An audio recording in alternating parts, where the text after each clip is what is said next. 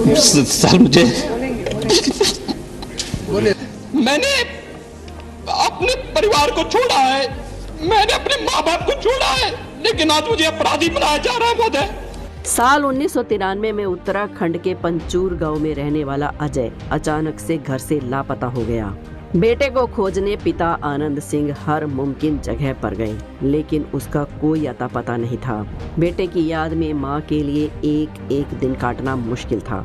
हालांकि अब बेटे के वापस आने की उम्मीदें धुंधली सी होने लगी थी, मगर 6 महीने बाद अजय अचानक फिर से अपने गांव वापस लौटता है। बेटे के वापस आने की खबर सुनकर मां की आंखों में खुशी के आंसू भर आते हैं, मगर बेटे के स्वागत के लिए वो जैसे ही अपना दरवाजा खोलती है तो उसकी आंखें खुली की खुली रह जाती हैं। अजय ने आज जीन्स टी शर्ट नहीं बल्कि भगवा चोला पहना हुआ था, सिर घुटा हुआ था और दोनों कानों में बड़े बड़े कुंडल पहने थे। हाथ में खप्पर लिए वो अपनी माँ से कहता है, माँ भिक्षा दीजिए। इस हैरान कर देने वाली घटना को लेकर वरिष्ठ पत्रकार अपनी किताब यदा कदा ही योगी में लिखते हैं, अजय को ऐसी हालत में देखकर माँ वहीं स्थिर हो गई। मुंह खुला तो सही लेकिन शब्द नहीं फूटे। आंखों से आंसुओं की धारा बहने लगी। जो सत्य साक्षात सामने खड़ा था उसे देखते हुए भी यकीन नहीं हो रहा था, या शायद यकीन करने की हिम्मत नहीं थी। मगर सत्य सनातन है, टाला नहीं जा सकता। सत्य ही तो था कि माँ के सामने उनका बेटा युवा सन्यासी के वेश में खड़ा था। कल तक जिसे कॉलेज से लौटकर आते ही इस हंसते मुस्कुराते चेहरे को देखने की आदत थी, वो आज उनका नौजवान बेटा अजय सन्यासी के रूप में खड़ा था। माँ का मन कहता है कि ये बेटा मेरा नहीं हो सकता, लेकिन दिमाग जानता था कि ईश्वर जितना कठोर हो सकता है, उनका बेटा उससे भी ज्यादा कठोर हृदय का हो सकता है। तभी अजय से आदित्यनाथ बने बेटे ने अपनी माँ से कहा, माँ भिक्षा दीजिए। माँ ने खुद को संभालते हुए कहा कि बेटा ये क्या हाल बना रखा है, घर में क्या कमी थी जो भीख मांग रहा है।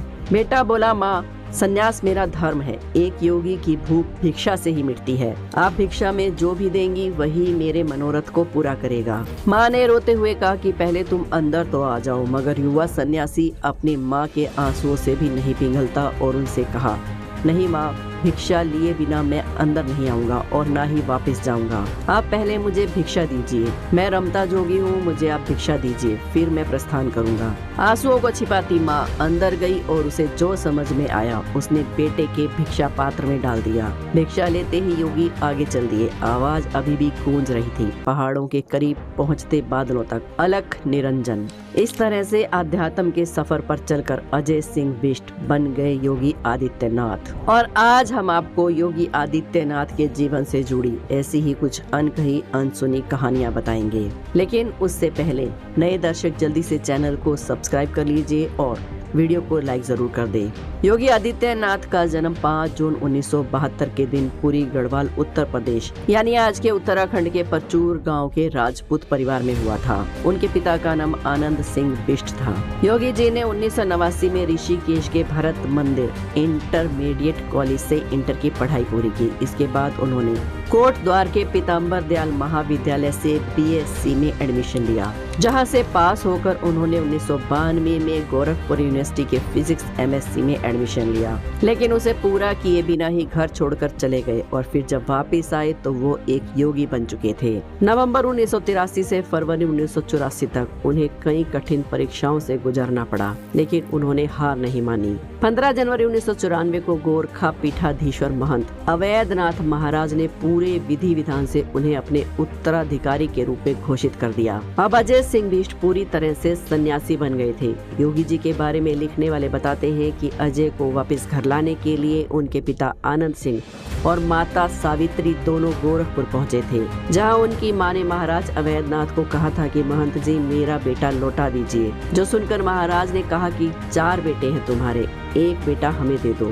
ये सुनकर अजय की मां की आंखों में आंसू आ गए। वो अपने पति के साथ वापस गांव लौट आई। यह तो थी योगी के सन्यासी बनने की कहानी, लेकिन क्या आप जानते हैं कि उन्होंने राजनीति में कदम कब और कैसे रखा? तो ये बात है आज से 26 साल पहले की, जब 1998 में योगी आदित्यनाथ के गुरु अवैधनाथ ने राजनीति से संन्यास लिया और अपनी जिम्मेदारियां आदित्यनाथ को सौंप दी, और यहीं से योगी आदित्यनाथ जी की राजनीतिक पारी शुरू हुई। उसी साल उन्होंने गोरखपुर से 12वीं लोकसभा के चुनाव में हिस्सा लिया था और चुनाव में जीत हासिल करके वो सबसे कम उम्र के सांसद बने, जिसके बाद उन्होंने हिंदू युवा वाहिनी का गठन किया और धर्म परिवर्तन के खिलाफ मुहिम छेड़ दी। कट्टर हिंदुत्व की राह पर चलते हुए उन्होंने कई बार विवादित बयान दिए और धीरे धीरे करके गोरखपुर की राजनीति में उनका दबदबा बढ़ने लगा। मार्च 19 2017 में विधानसभा चुनाव में जीत हासिल करके योगी आदित्यनाथ उत्तर प्रदेश के मुख्यमंत्री बन गए, लेकिन अब भी वो अपने परिवार से दूर थे और मुख्यमंत्री बनने के बाद उन्होंने उत्तर प्रदेश की जनता के लिए अपना सारा जीवन समर्पित कर दिया। जब मार्च 2022 में वो वरिष्ठ पत्रकार रजत शर्मा के शो पर गए, जहां उन्होंने अपनी बड़ी बहन के संघर्ष भरे जीवन की एक झलक देखी। उन्होंने देखा कि कैसे उनकी बड़ी बहन कई किलोमीटर पैदल चलकर चाय और प्रसाद की छोटी सी दुकान चलाती है, मवेशियों को चारा खिलाती है और अपने परिवार की जरूरतों को पूरा करने के लिए हर दिन संघर्ष करती है। जब रजत शर्मा ने योगी जी को कहा कि आपको नहीं लगता कि जैसे सभी राजनेता अपने परिवार का ध्यान रखते हैं, वैसे ही आपको भी थोड़ा ध्यान रखना चाहिए, तो योगी आदित्यनाथ की आंखों में आंसू आ गए और बड़ी ही दुखी वाणी से उन्होंने कहा, मैं देखिए एक योगी हूँ और मुझे पूरे प्रदेश का ध्यान रखना होता है। एक मुख्यमंत्री के रूप में मैंने अपने राजधर्म का शपथ ली है, परिवार का नहीं। आगे उन्होंने कहा, एक मुख्यमंत्री के रूप में मैंने राजधर्म की शपथ ली है, अपने परिवार की नहीं। मुझे पूरे प्रदेश का ध्यान रखना होता है। मेरे लिए पूरे उत्तर प्रदेश के 25 करोड़ लोग ही मेरा परिवार हैं। मैं उनके सुख दुख में सहभागी हूँ। खैर, 30 वर्षों तक एक सन्यासी की तरह पूरी कड़ी तपस्या करने के बाद योगी आदित्यनाथ दोबारा सीएम बने थे। तब वो पहुंचे पंचूर गांव अपने घर, जहां एक मां अपने बेटे अजय का 3 दशकों से इंतजार कर रही थी। घर पहुंचते ही योगी ने सबसे पहले अपनी मां को माला पहनाते हुए पूछा, पहचान लिया मुझे? मां ने मुस्कुराते हुए कहा, हाँ पहचान लिया। फिर उन्होंने अपनी मां के पैर छूकर आशीर्वाद लिया। मां सावित्री ने अपना ममतामयी हाथ जब योगी के सिर पर रखा तो उनकी आंखों में आंसू आ गए। 30 वर्षों से सन्यासी जीवन जी रहे अजय को एहसास हुआ कि सन्यास के पथ पर चलते हुए उन्होंने सिर्फ एक चीज को सबसे ज्यादा मिस किया है, और वो है माँ का प्यार और आशीर्वाद। बताया जाता है कि 1994 में सन्यास लेने के बाद योगी आदित्यनाथ 2022 में पहली बार योगी आदित्यनाथ अपने गांव गए थे और अपने पारिवारिक कार्यक्रम में हिस्सा लिया था। दरअसल सन्यास के पथ पर चलते हुए व्यक्ति को अपना घर परिवार सब कुछ छोड़ना पड़ता है। योगी आदित्यनाथ की तरह प्रधानमंत्री नरेंद्र मोदी भी सन्यासी जीवन जीने के लिए एक बहुत बड़ा उदाहरण है। हालांकि औपचारिक तौर पर उन्होंने सन्यास नहीं लिया, लेकिन अपने घर परिवार से वो एक सन्यासी की तरह दूर रहते हैं। वहीं सीएम योगी आदित्यनाथ ने सिर्फ 20 या 22 साल की उम्र में ही संन्यास ले लिया।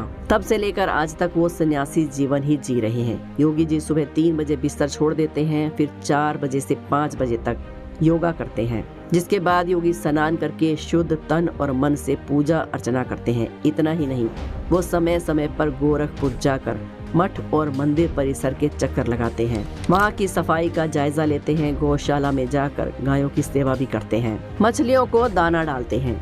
योगी आदित्यनाथ पूर्ण रूप से शाकाहारी हैं, वे सादा भोजन ही ग्रहण करते हैं। आपको बता दें कि योगी आदित्यनाथ की सरकार बनने के बाद उत्तर प्रदेश में माफियाओं का सफाया हो चुका है। कई बड़े बड़े डॉन इस वक्त सलाखों के पीछे हैं, कुछ तो बुरे काम धंधे छोड़कर बिल में छुपे हुए हैं। इसी को लेकर जब एक इंटरव्यू में रजत शर्मा ने योगी आदित्यनाथ जी से कहा कि अब तो उत्तर प्रदेश में बाहुबली नहीं बजरंग बली के नारे लगते हैं, तो योगी जी ने माफियाओं को खुली चेतावनी दे डाली। उत्तर प्रदेश में अब माफियावाद और पेशेवर अपराधियों के दिन लग चुके हैं। उन्होंने कहा कि उत्तर प्रदेश में माफिया और अपराधियों का समय अब खत्म हो चुका है और आने वाले समय में इनमें से कोई भी नजर नहीं आएगा, जिसका उदाहरण हमने हाल ही में राम मंदिर के प्राण प्रतिष्ठा दिवस पर देखा था, जब 22 जनवरी से पहले आपराधिक मानसिकता रखने वाले कई लोगों ने अयोध्या में हमले करने की धमकियां दी थी। लेकिन प्राण प्रतिष्ठा के दिन जब नरेंद्र मोदी और मुकेश अंबानी समेत देश के 7,000 बड़े वीआईपी लोग अयोध्या पहुंचे, तो योगी सरकार ने ऐसी सुरक्षा का इंतजाम किया था कि धमकी देने वालों के पसीने ही छूट गए। और कोई भी अपराधी अयोध्या का बाल बांका तक नहीं कर पाया।